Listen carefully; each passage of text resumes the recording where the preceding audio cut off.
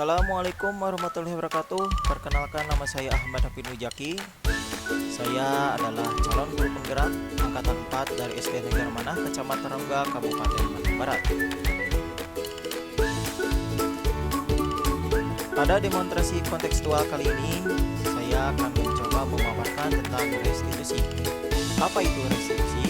Menurut dosen, restitusi adalah proses menciptakan kondisi bagi murid untuk memperbaiki kesalahan mereka, sehingga mereka bisa kembali pada kelompok mereka dengan karakter yang lebih kuat.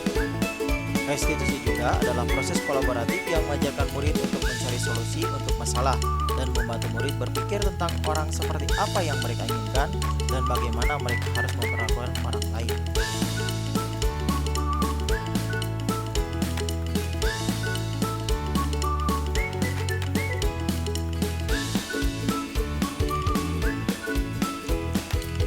Keunggulan restitusi itu membantu murid memiliki tujuan, disiplin positif, dan memulihkan dirinya setelah berbuat salah.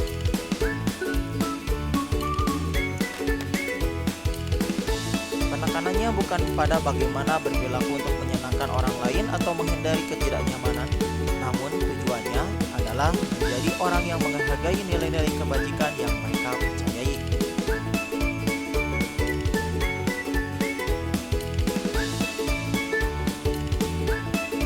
Melalui restitusi, ketika murid berbuat salah, guru akan menanggapi dengan cara yang memungkinkan murid untuk membuat evaluasi internal tentang apa yang dapat mereka lakukan untuk memperbaiki kesalahan mereka dan mendapatkan kembali harga dirinya. Restitusi menguntungkan korban, tapi juga menguntungkan orang yang berbuat salah. Ini sesuai dengan prinsip teori kontrol oleh William Glasser tentang solusi menang-menang.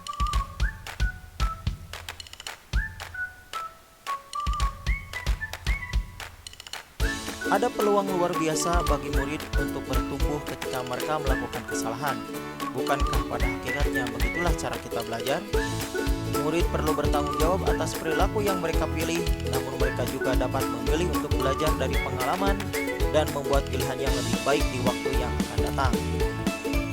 Ketika guru memecahkan masalah perilaku mereka, murid akan kehilangan kesempatan untuk mempelajari keterampilan yang berharga untuk hidup mereka.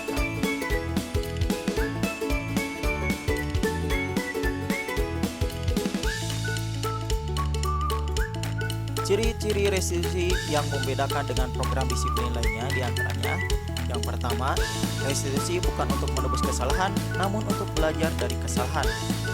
Restitusi memperbaiki hubungan. Restitusi adalah tawaran, bukan paksaan. Restitusi menuntun untuk melihat ke dalam diri. Restitusi fokus pada karakter, bukan tindakan.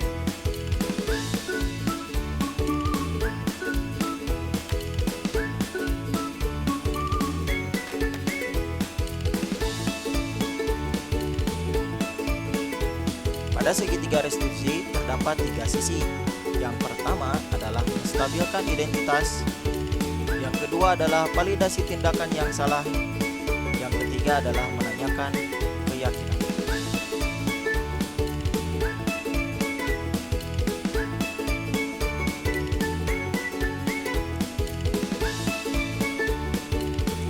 Sisi 1 yaitu menstabilkan identitas. Bagian dasar dari segitiga bertujuan untuk mengubah identitas anak dari orang yang gagal karena melakukan kesalahan menjadi orang yang sukses.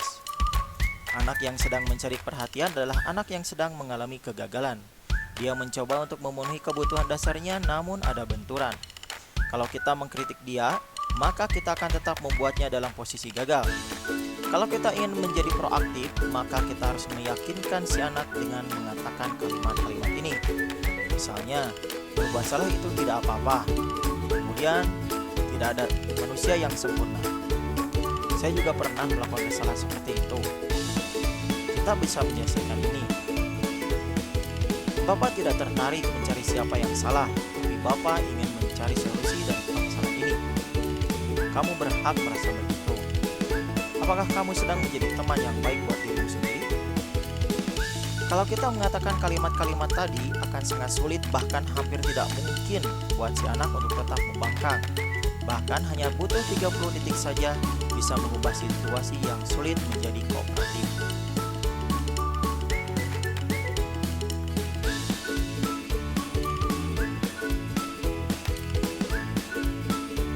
Sisi yang kedua adalah validasi tindakan yang salah. Setiap tindakan yang kita lakukan pasti memiliki suatu tujuan, yaitu memenuhi kebutuhan dasar. Kalau kita memahami kebutuhan dasar apa yang mendasari sebuah tindakan, kita akan bisa menemukan cara-cara yang paling efektif untuk memenuhi kebutuhan dasar tersebut. Menurut teori kontrol, semua tindakan manusia baik atau buruk pasti memiliki maksud atau tujuan tertentu. Seorang guru yang memahami teori kontrol pasti akan mengubah pandangannya dari teori stimulus respon ke cara berpikir proaktif yang mengenali tujuan dari setiap tindakan. Kalimat-kalimat berikut mungkin terdengar asing buat kita semua, namun bila dikatakan dengan nada tanpa menghakimi akan memvalidasi kebutuhan mereka. Misalnya, padahal kamu bisa melakukan yang lebih buruk dari ini ya. Kamu pasti punya alasan mengapa melakukan hal itu. Kamu patut bangga pada dirimu sendiri karena kamu telah melindungi sesuatu yang penting buatmu. Kamu boleh mempertahankan sikap itu, tapi kamu harus menambahkan sikap yang baru. Restitusi tidak menyarankan guru untuk berbicara kepada murid bahwa melanggar aturan adalah sikap yang baik. Tetapi dalam restitusi, guru harus memahami alasannya dan paham bahwa setiap orang pasti akan melakukan yang terbaik di waktu tertentu.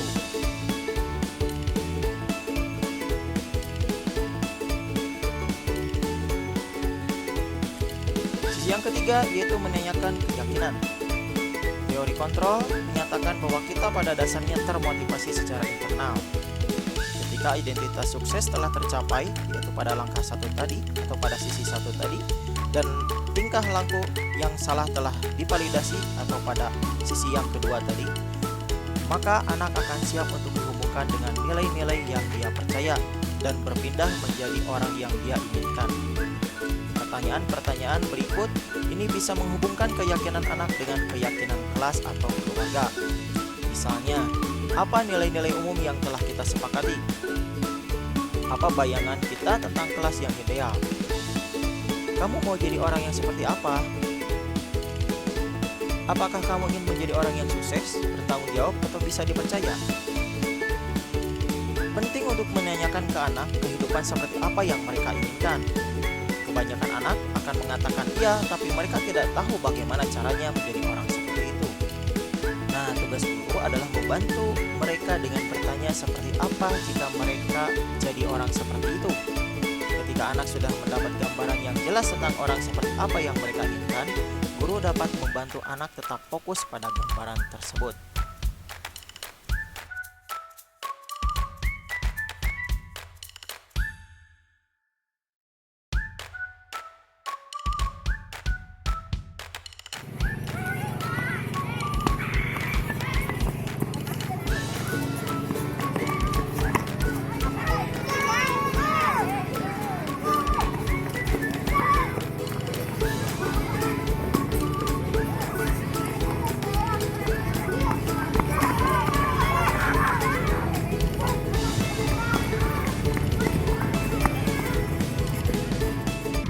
Ijal, membuat kesalahan adalah hal yang manusiawi dan semua orang pasti melakukan sebuah kesalahan, termasuk juga Bapak. Bapak juga pasti sering melakukan sebuah kesalahan. Dan Bapak yakin Ijal itu pasti punya alasan tersendiri kan untuk melakukan perbuatan seperti tadi. Kira-kira Ijal alasan tadi Ijal melakukan itu kepada teman-teman Ijal alasannya apa? Sengaja Pak, gak ada maksud apa-apa. Bisa. Memang Ijal yang Ijal rasakan gimana? Rasa bosan di kelas? Ya, Oh, Ijal inginnya bagaimana? bermain dengan teman-teman. Oh, bermain dengan teman-teman. Menurut Ijal, perlakuan Ijal tadi seperti itu sesuai tidak dengan keyakinan kelas kita? Tidak Tidak, rasanya keyakinan kelas kita itu apa? Coba sebutkan. menghormati orang lain. Menghormati orang lain. Nah, kalau tidak sesuai berarti Ijal sudah melanggar keyakinan kelas kita, betul tidak? Betul. Ingin tidak Ijal melakukan restitusi atau melakukan perbaikan? Mau Nah, bagaimana caranya? mengajak bermain teman-teman, Belajar bermain. Selain itu,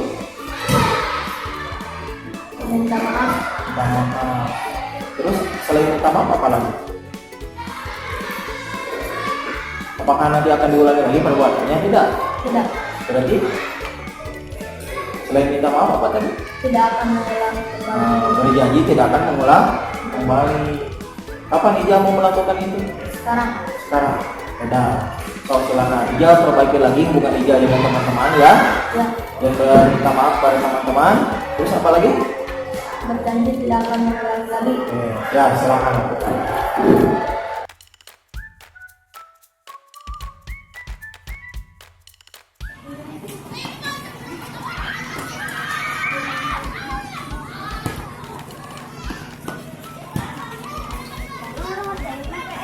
Udah, mana saya lihat? Gak boleh.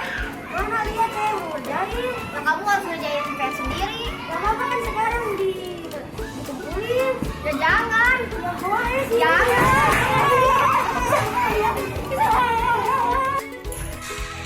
Oke, Fahri. Melakukan sebuah kesalahan itu adalah hal yang manusiawi ya. Dan semua orang pasti pernah melakukan sebuah kesalahan. Termasuk Bapak juga pasti pernah melakukan kesalahan. Dan harus Fahri ketahui bahwa Bapak tidak tertarik untuk mencari siapa yang salah dan siapa yang benar. Jadi ingin Bapak yang benar, pasti Fahri punya alasan tersendiri untuk melakukan itu. Kira-kira alasan Fahri apa tadi melakukan perbuatan itu? Ingin meriahkan tahun. Kenapa ingin meriahkan tahun? Oh, belum mengerjakan PR. Jadi tadi Pak Hari mau minta Pak Harun untuk melihat jawabannya gitu. Menurut Pak Hari kira-kira sesuai tidak perbuatan Pak Hari tadi dengan keyakinan kelas kita? Coba sebutkan apa keyakinan kelas kita? Bertanggung jawab dalam mengerjakan sekolah kita. Oke, menurut Pak Hari ada tidak cara yang lebih baik? Caranya bagaimana? Oh, meminta bantuan dengan cara baik-baik itu. Oke. Nah, Bapak ingin menawarkan sebuah restitusi, mau tidak Pak Hari melakukan sebuah perbaikan? Caranya bagaimana? Meminta bantu Pak Harun, terus apa lagi? Berjanji tidak akan mengulang kembali. Oke, kapan Pak Hari mau melakukan itu? Sekarang. Jadi sekarang Pak Hari mau apa ke Pak Harun? Terus apa lagi? Terus dengan berkaitan dengan PR, apa yang akan Pak Hari lakukan?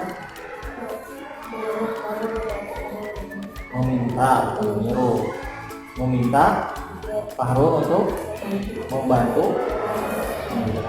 Oke, kapan mau dilakukan? Sudah, silakan kerjakan.